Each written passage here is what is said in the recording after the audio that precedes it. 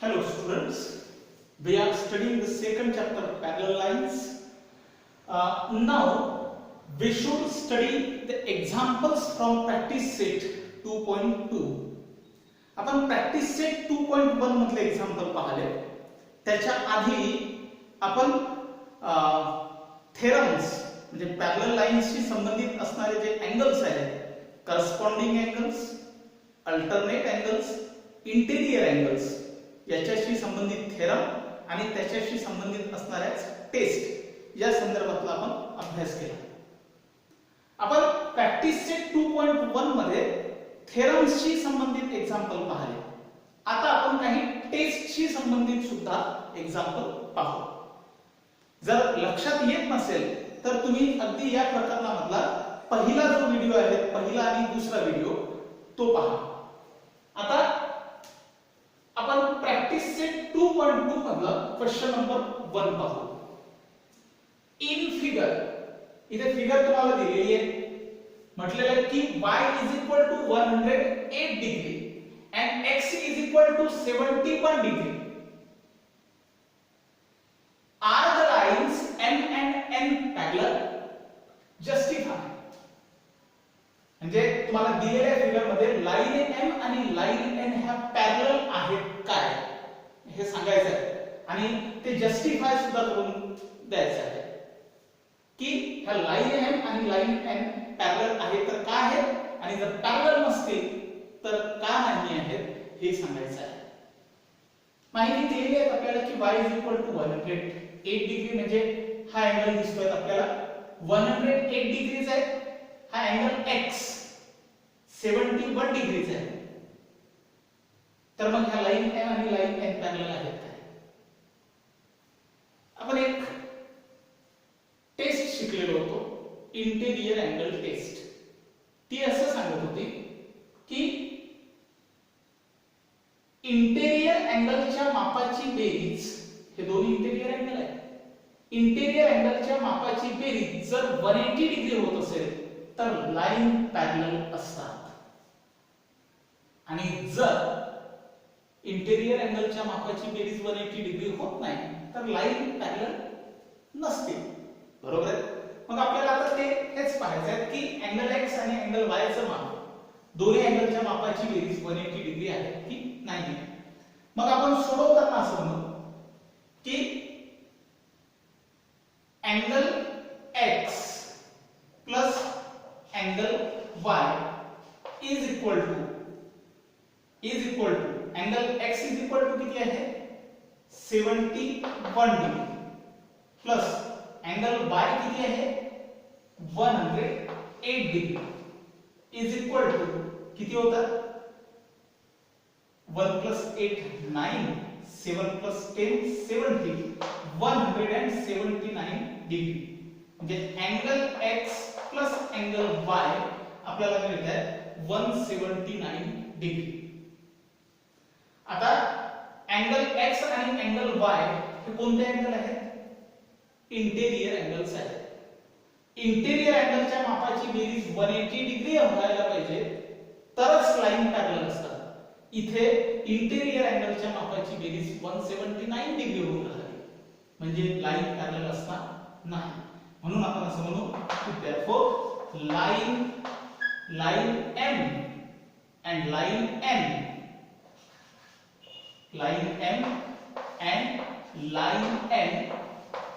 are not parallel.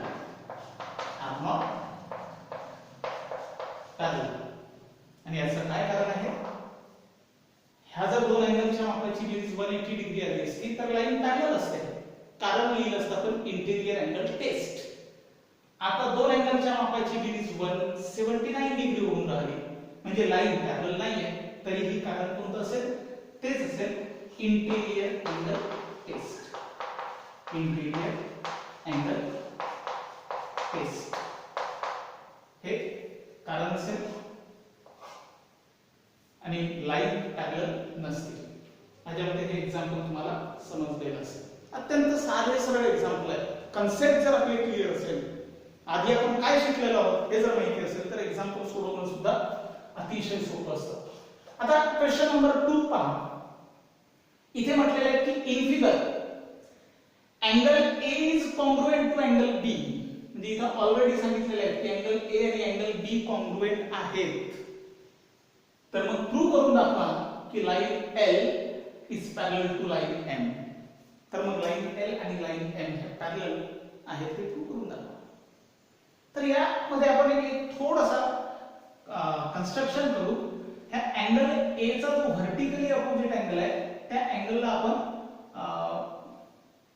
Angle C नाव देऊ. ठीक आहे, जे त्या फिगर मध्ये दिलेलं नाही ते आपण घेतलेलं आहे. आणि इथे आपण असं लिहू की let angle c is shown in figure. Shown in figure आपल्या ह्या आकृतीमध्ये अँगल सी हा दाखवलेला आहे. ठीक आहे, जो आधी फिगर मध्ये दिलेला नव्हता. ठीक आहे, मग आता एक गोष्ट आपल्या लक्षात येईल पहा. Angle A is congruent to angle B. काय करायचं? ऑलरेडी they have given हे आपल्याला दिलेलं आहे म्हणून आपण म्हणू given. ठीक आहे, आपल्या म्हणतात काही म्हणून नाही राहिलो, दिलेलं आहे आपल्याला, त्याला इक्वेशन नंबर 1 देऊ. ठीक आहे, त्यानंतर आपण असं म्हणू angle A is congruent to angle c. Angle a आणि अँगल सी कॉन्ग्रुएंट आहे. कारण काय? कारण व्हर्टिकली अपोजिट अँगल आणि व्हर्टिकली अपोजिट अँगल हे नेहमी कॉन्ग्रुएंट असतात. बरोबर आहे, म्हणून कारण लिहू आपण व्हर्टिकली अपोजिट अँगल. याला इक्वेशन नंबर 2 देऊ. ठीक आहे, आता एक मला सांगा अँगल ए हा अँगल बी सोबत कॉन्ग्रुएंट आहे. ठीक आहे, अँगल ए हा अँगल सी सोबत कॉन्ग्रुएंट आहे. याचा earth from equation 1 and 2, equation 1 आणि 2 वरून आपण काय म्हणू शकतो, जर अँगल ए हा अँगल बी सोबत कॉन्ग्रुएंट आहे, अँगल ए हा अँगल सी सोबत कॉन्ग्रुएंट आहे, तर याचा अर्थ अँगल बी आणि अँगल सी काय कॉन्ग्रुएंट आहे. म्हणून आपण म्हणू from equation 1 and 2 angle b is congruent to angle c. ठीक आहे, म्हणजे आता अँगल बी आणि अँगल सी कॉन्ग्रुएंट झाले. आता एक मला सांगा अँगल बी आणि अँगल सी हे कोणते अँगल आहेत? हे अँगल करस्पॉन्डिंग अँगल्स आहेत. आणि जेव्हा करस्पॉन्डिंग अँगल कॉन्ग्रुएंट असतात तेव्हा लाईन काय असतात? पॅरलल असतात. असं आपल्याला कोण सांगते? अल्टरनेट अँगल टेस्ट सांगते. मग आता इथे अँगल बी आणि अँगल सी कॉन्ग्रुएंट आहेत, करस्पॉन्डिंग अँगल कॉन्ग्रुएंट आहे, त्यामुळे लाईन काय असते? therefore line L and line M, line L is parallel to line M. इथे कारण काय लिहू आपण? corresponding angle test. corresponding angle test. हे corresponding angle congruent आहे म्हणून लाईन पॅरलल आहे, कारण दिलं आपण करस्पॉन्डिंग अँगल टेस्ट. आणि हेच आपल्याला प्रूव्ह करून दाखवायचं होतं.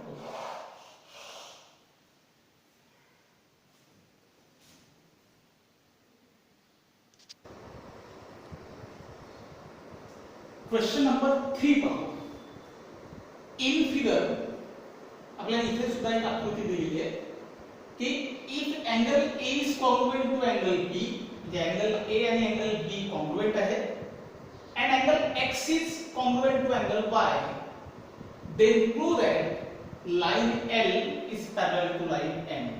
तर प्रूव्ह करून दाखवायचं आहे लाईन L आणि लाईन M ह्या पॅरलल आहेत. अगदी आधीचे जसे एक्झाम्पल सोडवले त्याच पद्धतीने हे पण एक्झाम्पल सोडवतोय. इथे आपल्याला दिलेला आहे angle A is congruent to angle B. ठीक आहे, दिलेला आहे आपल्याला angle A is congruent to angle B given. ठीक आहे, मग जर अँगल A आणि अँगल B कॉन्ग्रुएंट आहे, कोणते अँगल आहेत हे? हे अँगल करस्पॉन्डिंग अँगल आहे. जर करस्पॉन्डिंग अँगल कॉन्ग्रुएंट आहे तर लाईन काय असते? पॅरलल असते. केस लाईन L आणि लाईन M पॅरलल आहे. Line L is parallel to line M. काय कारण आहे? कारण आपण लिहू की corresponding angle test. Corresponding angle taste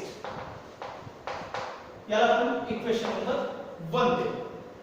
त्यानंतर आपल्याला हे पण दिलेलं आहे की angle x is congruent to angle y. Angle x is congruent to angle y because given हे सुद्धा आपल्याला ऑलरेडी दिलेलं आहे. मग अँगल x आणि अँगल y कॉन्ग्रुएंट आहेत. कोणते अँगल आहेत हे? Alternate angle. हा अँगल आणि हा अँगल अल्टरनेट अँगल. जर अल्टरनेट अँगल कॉन्ग्रुएंट आहे तर लाईन कशा असतील? पॅरलल असतील. म्हणून आपण म्हणू की या ठिकाणी line M is parallel to line M. Alternate angle congruent आहे म्हणून लाईन M आणि लाईन M पॅरलल आहे. कारण लिहू आपण alternate angle test. Alternate angle test याला आपण इक्वेशन नंबर 2 देऊ. आता एक मला सांगा, फ्रॉम इक्वेशन 1 and 2 जर लाईन L ही लाईन M सोबत पॅरलल आहे, लाईन N ही लाईन N सोबत पॅरलल आहे, तर आपण असं म्हणू शकतो from equation 1 and 2 we can say that if line L is parallel to line M, line M is parallel to line M, then we can say that line L is parallel to line M. Therefore, line L is parallel to line M. आणि हेच आपल्याला line L is parallel to line M हेच आपल्याला prove करून दाखवायचं होतं. Question number 4 हा जरा वेगळा आहे क्वेश्चन. इथे म्हटलेलं आहे in figure if ray BA is parallel to ray DE, म्हणजे AB आणि DE हे पॅरलल आहेत. Angle C is equal to हा अँगल C 50 डिग्री आहे. Angle D is equal to 100 degree. Find the measure of angle ABC. तर या angle ABC चं माप आपल्याला काढून दाखवायचं आहे. हे टार्गेट आहे आपल्यासाठी की अँगल ABC चं माप काढून दाखवा. इथे हिंट पण आपल्याला एक दिलेली आहे की draw a line passing through point C. Point C मधून जाणारी एक अशी लाइन काढा की जी लाइन AB ला पॅरलल असेल. म्हणजे ह्या AB ला किंवा BA ला पॅरलल असेल अशी एक लाइन काढा जी पॉइंट C मधून काढा. मग आता आपण इथे त्या लाइनला लाइन PQ नाव दिलं. Line PQ is parallel to AB is parallel to DE. तीनही आता काय झाले एकमेकांसोबत पॅरलल झाले. ठीक आहे. म्हणजे आपण आज त्या ठिकाणी असं म्हणू शकतो एक्झाम्पल सोडवताना की AB parallel to DE parallel to PQ हे असं आपण या ठिकाणी कन्स्ट्रक्शन केलेलं आहे. कन्स्ट्रक्शन ठीक आहे. तिने आता ह्या पॅरलल झाल्या. आता सहज आपल्याला एक्झाम्पल सोडवता येतं. मी तुम्हाला ओरली सांगतो, पहा लक्ष द्या. AB DE पॅरलल होत्या आणि कन्स्ट्रक्शन केलं की PQ सुद्धा AB ला पॅरलल दाखवा. मग जर PQ AB ला पॅरलल आहे आणि DE ला पॅरलल आहे म्हणजे तीनही लाईन या पॅरलल झाल्या. ठीक आहे. म्हणजे DE ही PQ सोबत पॅरलल झाली. ठीक आहे. मग आता DE आणि PQ पॅरलल आहे हा ट्रान्सव्हर्सल आहे. पहा DE आणि PQ पॅरलल आहे हा ट्रान्सव्हर्सल आहे. तर इथे तयार होणारे जे दोन अँगल आहेत ते कोणते अँगल तयार होतात? कोणते अँगल तयार होतात? इंटेरियर अँगल तयार होतात. ठीक आहे. आणि इंटेरियर अँगल जर ह्या दोन लाईन पॅरलल आहे तर इंटेरियर अँगल्स हे कसे असतात? सप्लिमेंटरी असतात. म्हणजे त्या दोन्ही अँगलच्या मापाची बेरीज 180 डिग्री असते. मग ह्या अँगलचं माप 100 डिग्री तर या अँगलचं माप 80 डिग्री आहे. ठीक आहे. त्यानंतर अँगल BCD 50 डिग्रीज आहे. अँगल DCQ आता 80 डिग्रीचा मिळाला. 50 प्लस 80 किती होईल? 130 डिग्री. मग 130 डिग्री बरोबर अँगल BCQ चा आपल्याला माप मिळतं कारण अँगल एडिशन पॉस्ट्युलेट. मग अँगल BCQ जर 130 डिग्रीचा आहे तर अँगल ABC आणि अँगल BCQ हे दोन अल्टरनेट अँगल आहेत. कारण ह्या दोन लाईन पॅरलल आहेत त्यामुळे अल्टरनेट अँगल हे कॉन्ग्रुएंट असतात. म्हणून अँगल BCQ 130 चा आहे तर अँगल ABC सुद्धा 130 डिग्रीचा आपल्याला मिळेल. जर मग आता नेमकं सोडवायचं कसं तर आपण सरळ सरळ म्हणू angle EDC plus angle DCQ is equal to 180 degree. काय करायला आहे? Interior angle theorem. Interior angle theorem आहे. कारण काय आहे तर DE पॅरलल टू CQ किंवा PQ and DC is the transversal. DC is a transversal. याला इक्वेशन नंबर 1 दे. DE PQ पॅरलल आहे, DC ट्रान्सव्हर्सल आहे, त्यामुळे तयार होणारे इंटेरियर अँगल हे सप्लिमेंटरी आहे इंटेरियर अँगल थेरम नुसार. लक्षात आलं? याला इक्वेशन 1 दिलं. त्यानंतर अँगल EDC चं माप किती आहे? 100 डिग्री प्लस अँगल DCQ आपल्याला काढून घ्यायचा आहे इज इक्वल टू 180 डिग्री. मग angle DCQ is equal to होईल 180 degree minus 100 degree. 180 degree minus 100 degree is equal to angle DCQ आपल्याला मिळाला आहे 80 डिग्री. ठीक आहे. 80 डिग्री आपल्याला मिळाला. मग आता अँगल DCQ 80 डिग्री मिळाला. आता जरा वेगळ्या पद्धतीने विचार असा करू. नाव मला सांगा अँगल BCQ म्हणजेच काय होतं? अँगल BCQ म्हणजेच angle BCD plus angle DCQ. मग अँगल BCD किती आहे? 50 डिग्रीचा दिलेला आहे. अँगल DCQ नुकताच किती काढलेला आहे? 80 डिग्री. तर 80 प्लस 50 बरोबर काय होईल? 130 डिग्री. अँगल BCQ आपल्याला मिळाला 180 डिग्री. आता अँगल BCQ बरोबर angle BCD plus angle DCQ काय अप्लाय केलंय तिथे आपण? Angle addition postulate. हे मी तुम्हाला याआधी सांगितलेलं आहे.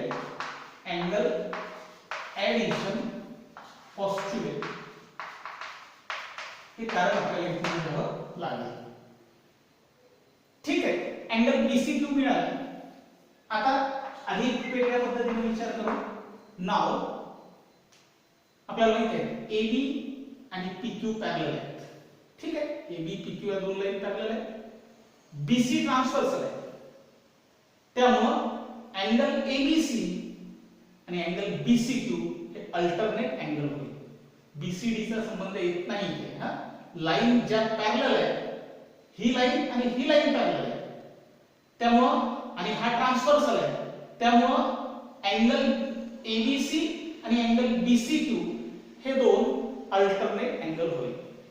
लाईन पॅरलल असल्यामुळे अल्टरनेट अँगल कॉन्ग्रुएंट मिळते. म्हणून आपण म्हणू इथे angle ABC is equal to angle BCQ. काय करणार आहे? अल्टरनेट अँगल थेरम, ज्यामध्ये अल्टरनेट अँगल थेरम का अप्लाय केलं, कारण AB पॅरलल टू PQ आहे and BC is the transversal. BC is a transversal.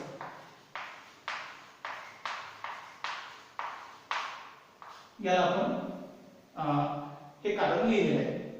AB आणि PQ पॅरलल आहे, BC ट्रान्सव्हर्सल आहे, त्यामुळे अल्टरनेट अँगल हे इक्वल असतील, कॉन्ग्रुएंट असतील, कारण आहे अल्टरनेट अँगल थेरम.